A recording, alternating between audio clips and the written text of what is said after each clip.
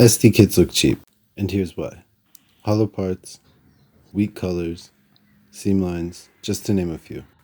In this video we're going to fix that. Don't fill the gaps, black them out. Now it's a shadow instead of a hole. Take out the blue, make it black for contrast. Cement the seam line, sand it so it's ready to paint. Then we're going to drop the white for a cool gray so it looks less like a toy.